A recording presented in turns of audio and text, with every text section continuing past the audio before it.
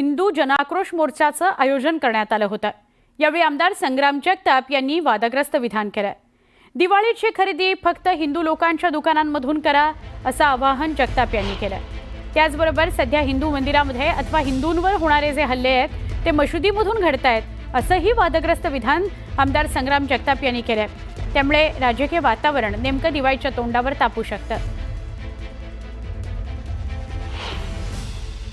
आज ज्यावेळेला आपल्या लोकांवरती हल्ला झाला, कुठून झाला ते पोलिसांना काही माहिती नाही। मंदिराच्या मधून प्रार्थना करू जात असताना आपल्या महिला यांच्यावरती हल्ला तो मस्जिदीतून लोकांनी केला। कशा करता केला? फक्त मस्जिद वाढवायची, हे मंदिर बंद झालं पाहिजे, इथे येणारे लोक बंद झाले पाहिजे, हा त्यांचा विचार असतो। ते पहिल्या दिवशी ट्रायल घेत असतात आणि जर याच्यावर कोणी काय प्रतिक्रिया दिली नाही तर हळूहळू तो प्रयत्न ते पुढे घेऊन जात असतात।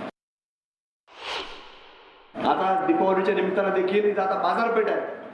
मी तुम्हाला सर्वांना विनंती करत, जो जो दीपावलीच्या निमित्तानं काही खरेदी करत एक लक्षात घ्या, ती खरेदी करत असताना आपला पैसा, आपली खरेदी आणि आपल्यातला जो नफा भेटल तो फक्त आणि फक्त हिंदू माणसालाच झाला पाहिजे।